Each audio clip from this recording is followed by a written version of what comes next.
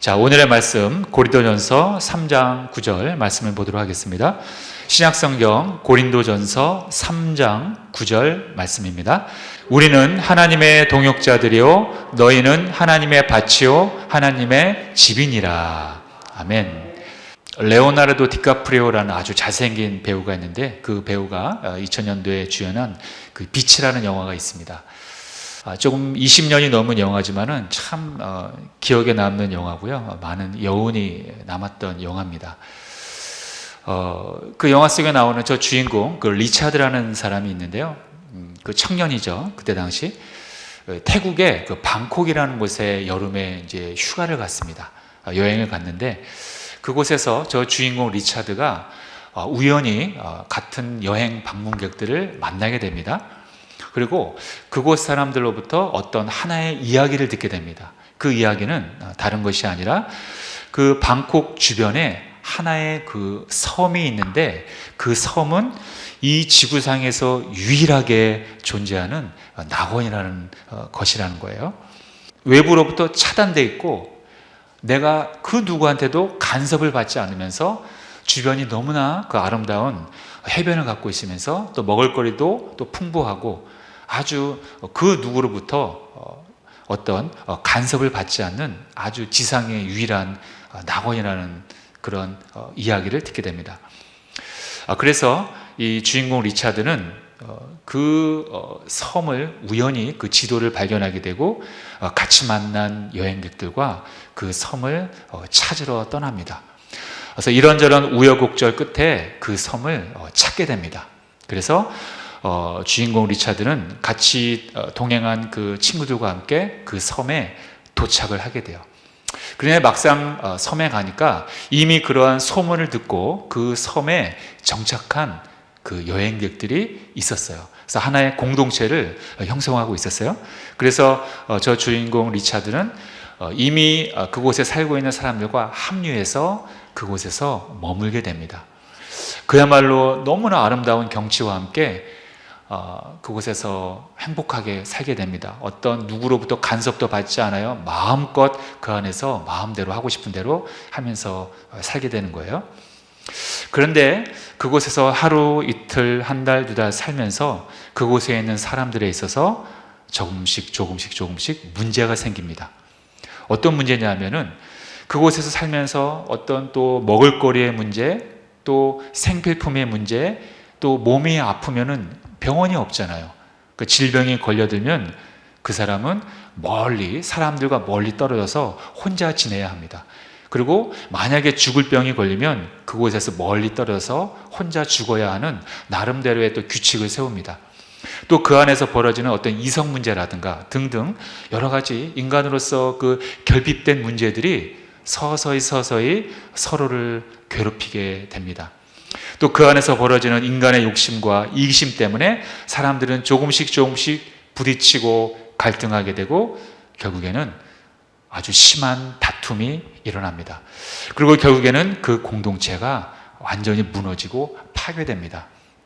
그래서 사람들은 흩어지게 되고 결국에는 그 사람들이 자신들의 고향으로 모두 떠나간다는 그러한 내용입니다. 자, 결국 사람들이 기대했던 그 천국 낙원이 그 섬이 아니었어요. 많은 사람들은 그 섬에 가면은 낙원일 거라고, 거기서 정말 행복하게 아무런 간섭 없이 살 것이라고 생각을 했는데, 아무리 외부와 차단되고 법이 없고 환경이 아무리 좋다고 해도 정작 그 안에서 살아가는 그 사람들의 마음이 선하지 못한데 어떻게 그곳이 낙원이 될 수 있겠습니까? 아무리 돈이 많다고 해도, 아무리 먹을 것이 풍부하다고 해도 그곳에서 사는 그 사람들의 속 마음이 부패했는데 어떻게 그곳이 천국이 될 수 있냐는 겁니다. 아무리 아름다워도 그곳은 전쟁터일 수밖에 없다는 것입니다. 여러분, 과연 천국은 이 땅에 여러분 존재할까요? 많은 사람들은, 하나님을 믿지 않는 사람들은 이 세상에 천국이 건설될 것이라고 많은 사람들이 믿고 또 그렇게 노력을 합니다. 지금은 우리가 부족하지만 과학이 발전하고 인간의 지식이 발전하면 언젠가는 이곳에서 낙원이 이루어질 것이다. 완벽한 초인이 될 것이다. 이렇게 사람들은 생각을 하고 그 바벨탑을 건설하기 위해서 많은 사람들은 꾸준히 노력하고 있습니다. 또 그렇게 믿고 있습니다. 그러나 이 땅의 천국이 낙원이 생성될 것이라고는 성경에서는 그렇게 말하고 있지 않습니다. 그렇다면 천국은 어디 있는가? 사실 천국이 어디에 있는지는 그 위치에 대해서, 지리적인 위치에 대해서는 사실 성경은 기록하고 있지 않습니다. 자, 저는 가끔 궁금해합니다. 천국이 어디에 있을 것이다, 어디에 있다라고 하나님이 말씀하시면 안 될까? 근데 왜 성경은 천국의 위치에 대해서 비밀로 하셨을까? 이런 생각을 해봅니다. 제 생각에는 그 천국의 위치보다 천국을 통치하시는 하나님에게 우리가 더 집중하라는 그런 뜻이 아닐까. 저는 그렇게 한번 생각을 해보았습니다. 아무튼 간에 이 천국이라는 곳은 정의를 내린다면 하나님이 임재하셔서 하나님의 통치가 완벽하게 이루어지는 곳, 바로 그것이 천국이라는 것입니다. 그런 의미에서 볼 때 우리가 살고 있는 이 땅은 하나님의 나라가 완전하게 완성된 곳은 아닙니다. 아직은 아니에요. 과정 중에 있습니다. 왜냐하면 아직 예수님께서 재림하지 않으셨기 때문입니다. 예수님께서 재림하셔서 심판하셔야 그 날이 오기 때문에, 완전한 그 날이 오기 때문에 아직까지는 과정 중에 있는 것입니다. 그렇다면 우리는 어떻게 살아야 하는가? 우리는 그 완전한 천국이 임하는 그 날까지, 그 날이 오기 전까지 하나님께서 우리에게 맡겨놓으신 그 일들을 하면서 살아가는 것이다. 이것이 바로 우리의 사명이라는 것입니다. 그것이 우리 믿는 자들, 우리 그리스도인들의 삶이라는 것입니다.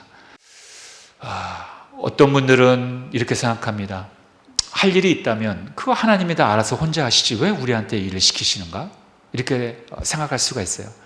하나님은 전지전능한 분이신데 당신 혼자서 모든 일을 다 하시지 왜 우리한테 일을 맡기시지? 하나님은 우리의 도움이 없으면, 우리의 손길이 없으면 일을 못 하시는 분인가? 이렇게 생각할 수가 있어요. 저도 그렇게 참 생각을 많이 했습니다. 그러나 하나님은 능력이 부족해서 우리의 손길을, 우리의 도움을 바라시는 것이 아닙니다.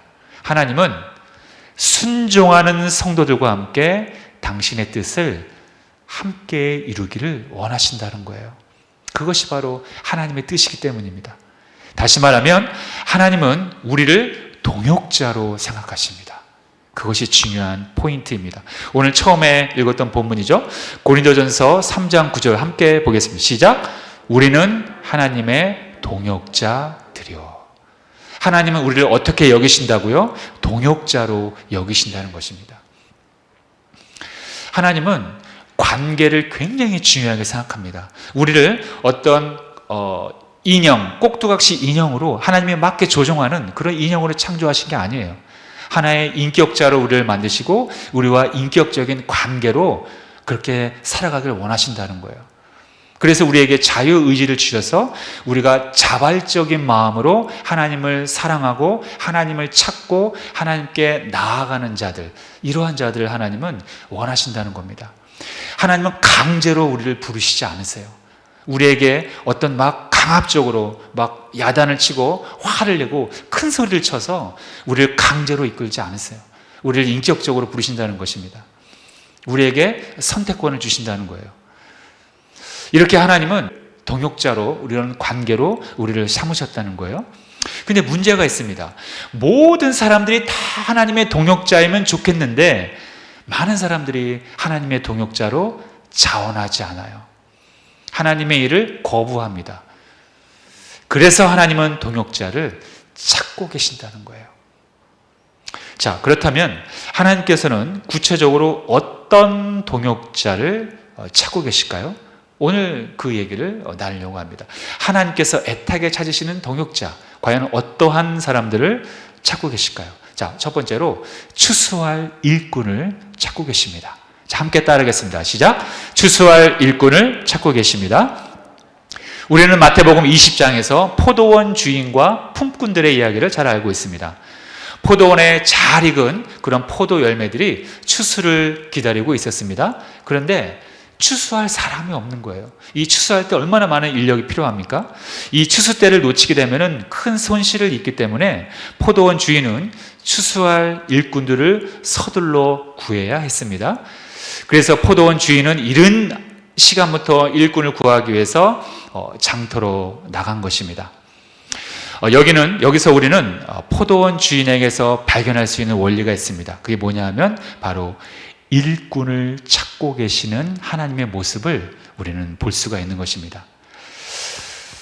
지금 우리는 정말 큰 교회건 작은 교회건 어느 교회든지 똑같이 하는 말이 있습니다. 항상 일할 봉사자가 부족하다는 얘기입니다. 아무리 사람이 많아도 일을 하는 사람들은 항상 소수라는 거예요. 그래서 포도원 주인은 추수할 일꾼을 찾고 있었던 겁니다. 그런데 우리가 성경을 좀 더 자세하게 보니까 주님이 사역하시던 그 당시에도 예수님은 일꾼을 찾고 계셨습니다. 그래서 이렇게 말씀하신 바 있습니다. 마태복음 9장 37절에 보니까 이에 제자들에게 이르시되 추수할 것은 많되 일꾼은 적으니. 예나 지금이나 예수님께서 사역하신 그 당시나 지금이나 일꾼이 부족한 건 마찬가지라는 거예요. 추수할 때가 되면 포도원 주인이 많은 일꾼들을 찾는 것처럼 추수할 영혼들이 많은 오늘날 하나님께서도 역시 마찬가지로 일꾼을 찾고 계시다는 것입니다. 오늘 우리가 살고 있는 이 세상은 마치 포도원과 같은 세상입니다. 이스라엘에서 시작된 복음이 지금 전 세계로 퍼졌습니다. 그리고 그 이후에 선교 사역은 점점 더 확산되어 가고 있습니다. 하지만 그럼에도 불구하고 아직까지도 복음을 받아들이지 못한 그러한 종족들이 있습니다. 그 종족, 즉 미전도 종족이 세계 인구의 무려 42%에 달하는 것으로 조사가 됐습니다. 거의 절반이죠. 세상의 거의 절반인 사람들이 아직까지도 복음을 듣지 못하거나 아니면 복음을 들어도 거부하는 사람들이라는 거예요. 이러한 사람들을 미전도 종족이다 이렇게 얘기합니다. 좀 더 구체적으로 얘기하면 미전도 종족이라는 것은 타 문화권의 도움 없이 스스로 복음화할 수 없는 종족들, 그러한 사람들이고, 이 사람들의 비율은 기독교인의 비율이 2% 미만인 종족을 우리는 미전도 종족이다 이렇게 말을 합니다. 결론적으로 얘기하면 아직도 세계 인구의 42%가 복음을 듣지 못하거나 또는 복음을 들었다 할지라도 거부하는 나라들이다, 거부하는 종족들이다. 그리고 그 종족의 고작 2%만 기독교인, 그러한 나라가 바로 미전도 종족이라는 것입니다. 그런데 참 이 안타까운 소식이 있습니다. 우리나라 안에도 이 미전도 종족이 있다는 거예요. 이게 다름 아닌 우리가 지금 흔히 얘기하는 MZ세대, 이 MZ세대가 지금 미전도 종족입니다. 이 MZ세대라는 이 청년세대는요, 1980년부터 2000년대에 태어난 사람들을 통틀어서 이렇게 말한다고 합니다. 그런데 우리나라 이 MZ세대, 이 청년들의 복음화율이 여러분 놀라지 마십시오. 고작 3%라고 합니다. 3%. 우리나라 이 청소년 세대의 3%만 기독교를 다닌다는 거예요. 기독교인이라는 거예요. 미전도 종족의 그 복음화율이 2%라고 하는데 우리나라 이 MZ세대 청소년들의 복음화율이 거의 미전도 종족과 별반 다르지 않다는 거예요. 이건 그야말로 아주 그냥 처참한 수준이라는 것입니다. 많은 교회들이 교회 학교를 문을 닫거나 아니면 운영을 하지 않는 교회가 점점 많이 늘어나고 있다고 합니다. 최근에 교회 다니던 어떤 청년이 군대에 갔는데 이 100명 정도 되는 이 중대 내부반에서 고작 2명만 교회를 다닌다고 얘기한 적이 있었습니다. 이 청소년 전도를 연구하는 목사님들에 의하면 복음을 가장 잘 받아들일 수 있는 나이가 4세에서 14세라고 합니다. 이 나이가 그 복음의 수용성이 가장 높은 시기라고 합니다. 이때를 놓치면 어렵다는 거예요. 여러분들도 다 경험하셨죠? 아, 목사님, 우리 애가 교회를 안 나와요. 어렸을 땐 다녔는데, 여러분, 머리가 크면은 이 세상의 가치관이 이미 들어왔기 때문에 복음을 참 거부하려고 해요. 그렇기 때문에 우리는 가능한 4세에서 14세 사이에 우리가 복음을 전해서 그 어린 영혼들이 하나님의 백성으로, 신실한 백성으로 살아갈 수 있도록 우리가 만들어야 한다는 것입니다. 그것이 우리 기성세대의 숙제라는 거예요. 사명이라는 거예요. 그렇지 않으면 그 영혼들이 저 그 불타는 뜨거운 불구덩이에 들어가서 부모님을 원망하며 뜨겁게 살려달라고 외칠 텐데 이미 늦었다는 것입니다. 그렇기 때문에 우리는 더 가족의 우리 영혼을 먼저 생각해야 한다는 것입니다. 그것이 바로 우리 모두의 사명이고 우리가 추수할 일꾼으로 우리가 하나님의 동역자로 우리가 콜링을 받았다는 것을 알아야 한다는 것입니다. 이 필리핀 오지에 다니면서 이 의료 선교를 30년 동안 하신 이 평신도 선교사님이 계십니다. 지난번에도 제가 잠깐 얘기했는데 이 박누가 선교사님이십니다. 1958년생인데 지난 2018년도에 소천하셨습니다. 저는 이분을 2020년도에 우연히 그 TV 프로그램 인간극장을 통해서 아주 우연히 알게 됐습니다. 그래서 이분의 그 삶을 인간극장을 통해서 다 보았는데요. 정말로 감동과 눈물 없이는 보지 못한 그러한 그분의 삶이었습니다. 여러분 3년도 아니고 30년입니다. 그것도 목회자도 아니에요. 일반 평신도입니다. 젊었을 때 대학교 때 아는 선배에 따라서 의료 선교로 필리핀에 우연히 며칠 동안 그냥 다녀온 것 뿐인데 그곳에서 하나님의 음성을 들은 거예요. 저 불쌍한 영혼들, 병원의 혜택을 누리지 못한 그 필리핀의 그 오지에 다니면서 저 불쌍한 영혼들을 도우라는 하나님의 음성을 듣고 곧바로 박누가 선교사님은 민간인 선교사로 자원을 내서 필리핀에서 죽을 때까지 있었던 거예요. 그런데 참 가슴이 아픈 것은 이 박누가 선교사님은 의료 선교를 하면서도 1996년에 췌장암 수술을 받았어요. 그리고 위암 수술을 2번이나 받았대요. 그리고 위암 수술 끝난 것이 아니라 그 이어서 강경화가 찾아왔대요. 강경화가 찾아왔을 때는 완전히 시한부 선고를 받았다고 합니다. 그래서 선교사님은 살아 숨쉬면서 선교를 하는 것만 해도 참으로 감사한 것 같다고 늘 고백했었습니다. 그리고 자신이 아픈 만큼 더 그 필리핀 오지에 있는 사람들을 더 사랑하게 되고 자신이 더 고통스러울 만큼 더 저들을 사랑하게 해달라고 기도했다고 합니다. 또한 이 무거운 발걸음이 가벼운 발걸음이 되어 더 많은 사람들을 만나서 치료하게 해달라고 기도하셨다고 합니다. 그리고 선교사님은 그와 더불어 많은 성도들이 일꾼이 되었으면 좋겠다고 그렇게 고백했다고 합니다. 하나님은 지금 영혼을 추수할, 다시 한번 쉽게 얘기하면 많은 사람들을 하나님께로 인도할 그러한 동역자를 하나님은 찾고 계십니다.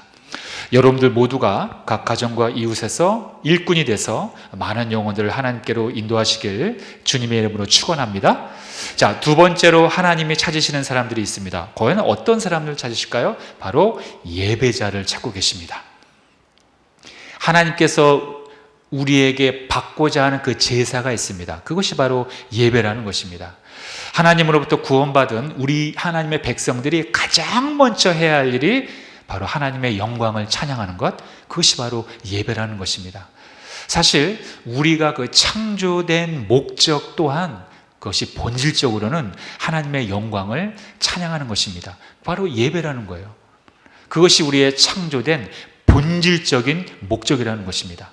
이사야 43장 21절에 나와 있죠. 자, 시작. 이 백성은 내가 나를 위하여 지었나니 나를 찬송하게 하려 함이니라. 찬송이라는 말은 단순히 노래를 한다는 의미를 포함하지만 더 넓게 얘기해서 하나님의 영광을 이 세상에 선포한다는 것입니다. 그것을 또 다른 말로 예배한다, 이렇게 말할 수 있는 것입니다. 이렇게 하나님께서는 우리가 하나님의 영광을 찬양할 때 우리가 그 찬양을 통해서 하나님이 임재하시고 우리가 그 임재를 통해서 하나님을 인격적으로 만날 수 있다는 것입니다. 성경을 보면 바울과 실라가 빌립보에서 감옥에 갇히는 장면이 있습니다. 그런데 그러한 절망 중에도 한밤중에 하나님을 예배합니다. 하나님께 기도하고 하나님의 그 영광을 선포하고 찬양합니다. 그때 어떤 일이 벌어졌습니까? 그 감옥의 문이 기적적으로 열리는 그러한 기적의 일이 생겨났습니다. 하나님이 그 찬송 가운데 임하셨기 때문에 바로 그러한 기적이 일어났던 것입니다. 이것이 바로 찬송의 능력이요 예배의 능력인 것입니다. 예배를 드릴 때 여러분은 기적이 일어나고 능력이 나타난다는 것을 믿으시기 바랍니다. 또한 악한 영이 사울왕을 괴롭혔던 시절이 있었어요. 그때 소년 다윗은 그 사울왕 앞으로 갑니다. 그리고 자신이 연주하는 그 수구 막기를 통해서 하나님을 찬양하자 사울 왕을 괴롭혔던 그 악신이 떠나가는 그러한 역사를 여러분들 기억하실 것입니다. 바로 이 찬양을 통해서 이 찬양을 통로 삼아 하나님이 임재하셔서 악한 영을 쫓아낸 것입니다. 이 다윗이 수금을 통해서 하나님을 찬양했다는 것은 바로 찬송의 능력, 예배의 능력을 우리에게 보여준 사건입니다. 이렇게 하나님은 우리가 신령과 진정으로 찬송하며 예배할 때 반드시 그곳에 임재하신다는 거예요. 지금 이 자리에도 하나님이 성령을 통해서 임재하시는 걸로 믿습니다. 하나님이 임재하실 때 우리의 심령이 뜨겁게 변화되고 바로 능력과 기적이 일어난다는 거예요. 물론 하나님은 이 세상 어느 장소이건 안에 계신 곳이 없어요. 모든 것이 다 편만하게 계시죠. 그러나 하나님이 이 땅에 안에 계신 곳은 없지만 하나님은 특별히 원하시는 곳이 있다는 거예요. 특별히 임재하기를 기뻐하시는 곳이 있다는 거예요. 그것이 바로 예배하는 장소라는 것입니다. 그래서 성전은 하나님이 임재하시는 곳이고 그래서 거룩한 장소입니다. 바로 이 교회가, 바로 이 예배당이 하나님이 임재하는 장소이기 때문에 바로 거룩한 장소라는 것입니다. 교회이기 때문에 거룩한 곳이 아니라 하나님이 임재하는 장소이기 때문에 거룩한 곳이라는 거예요. 그래서 우리가 교회 안에 있는 모든 물건을 갖다가 거룩한 물건, 성물이라고 우리가 말하는 거 아닙니까? 바로 그것이 하나님이 사용하시는 그러한 장소이고 또 하나님이 임재하는 곳이기 때문입니다. 오늘날 교회도 마찬가지입니다. 교회의 본질은 우선 예배입니다. 일이 우선이 아닙니다. 사역이 우선이 아닙니다. 저 같은 이런 풀타임 사역자들이 아주 조심해야 할 부분입니다. 어쩔 때는 정말로 예배보다 일, 사역에 너무 많다 보니까 이거를 자꾸 먼저 하려는 경향이, 욕심이 생긴다는 거예요.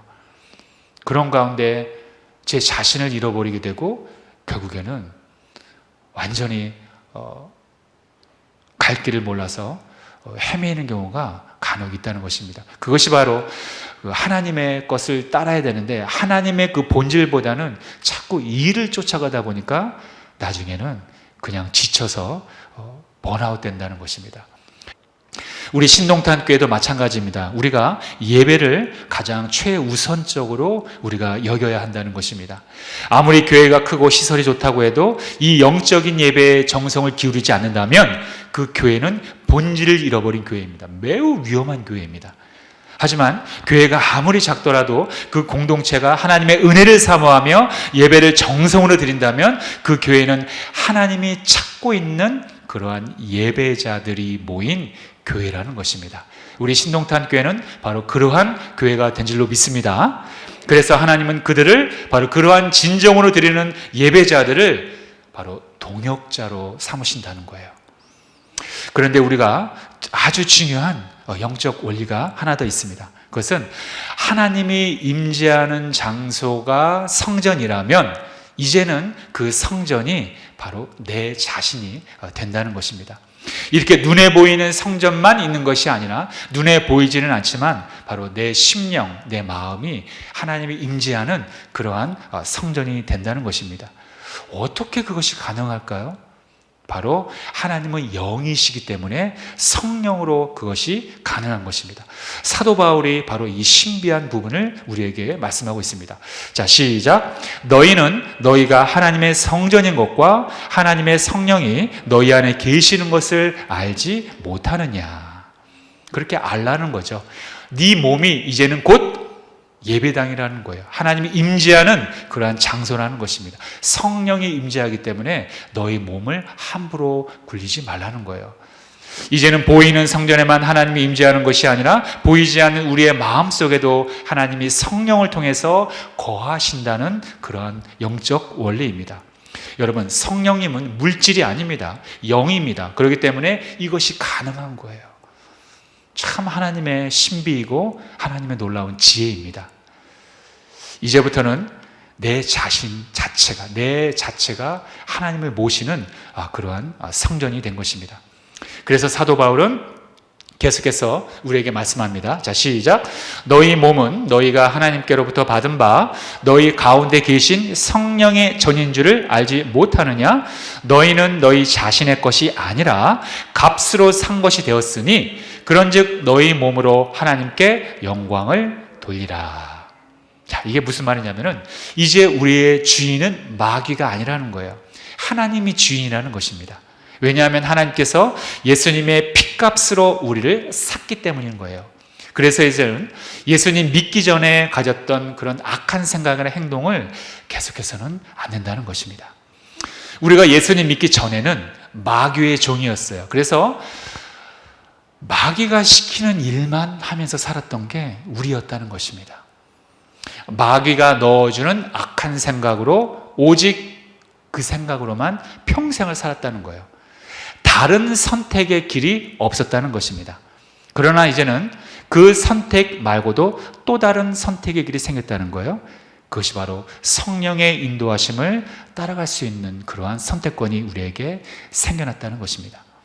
그런데 여기서 우리가 알아야 할 것은 마귀가 계속해서 우리를 유혹하는 그 길은 사라진 건 아니에요. 여전히 존재합니다. 사라졌으면 얼마나 좋겠어요? 그러나 그 날은 예수님이 재림하실 때 이루어진 일이고 아직까지는 원수 마귀가 끊임없이 우리를 유혹하고 있다는 사실입니다. 그 가운데 하나님은 성령을 선택할 수 있는 그 길을 우리에게 살 길을 우리에게 제시해 주셨다는 것입니다. 선택은 여러분들의 몫입니다. 그러나 우리가 이러한 또 다른 길, 바로 성령의 인도하심이 생겼기 때문에 우리는 성령의 인도하심으로 우리는 따라가야 할 줄로 믿습니다. 그래야 우리가 사망의 길로 걸어가지 않는 것입니다. 멸망의 길로 걸어가지 않는다는 것입니다. 이제는 우리가 성령을 믿고 모셔드림으로 인해 누구나 성령과 동행할 수 있습니다. 그러므로 이제는 고민할 게 없어요. 고민할 것 없이 우리는 오직 하나님을 예배하며 하나님의 은혜를 선포할 수 있는 그 선택권이 길이 생겨났다는 것입니다.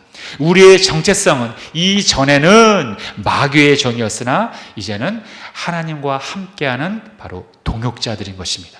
이것이 우리의 진짜 정체성입니다. 그러나 많은 사람들은 가짜 정체성에 속고 있어요.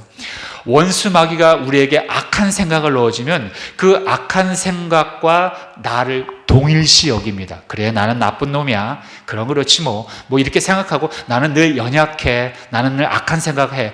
이 길로 가야지 뭐. 이렇게 내 자신을 그 악한 생각과 동일하게 생각한다는 거예요. 그러나 그것은 잘못된 생각입니다. 틀린 생각이에요. 우리의 정체성은 이미 하나님을 예수 그리스도를 통해서 영접을 했고 하나님의 백성이 됐으므로 그것을 가짜 생각에 우리는 그 거짓말에 넘어가면 안 된다는 것입니다. 우리의 정체성은 하나님의 권속이요, 하나님의 백성이요, 하나님의 택한 백성이고 또 왕같은 제사장들이고 우리는 하나님의 동역자라는 것, 이것이 진짜 우리의 정체성이라는 것을 꼭 기억하시길 바랍니다. 베드로전서 2장 9절에서 그래서 하나님께서는 우리에게 위대한 선언을 해 주셨습니다. 자, 시작. 그러나 너희는 택하신 족속이요 왕같은 제사장들이요 거룩한 나라요 그의 소유가 된 백성이니 이는 너희를 어두운 데서 불러내어 그의 기이한 빛에 들어가게 하신 이의 아름다운 덕을 선포하게 하려 하심이라. 이것이 우리의 올바른 정체성, 진짜 정체성이라는 거예요. 하나님께서는 이 마지막 시대에 영혼들을 추수할 그런 일꾼을 찾고 계십니다. 이 땅의 수많은 영혼들을 하나님께로 인도할 자, 바로 그러한 사람들을 찾고 계시다는 것입니다. 먼저 여러분들의 가정에서 시작하시고 또 가까운 이웃이나 또 주변에서 시작하시기 바랍니다. 그리고 또 한 가지, 하나님은 진정한 예배자를 찾고 계십니다.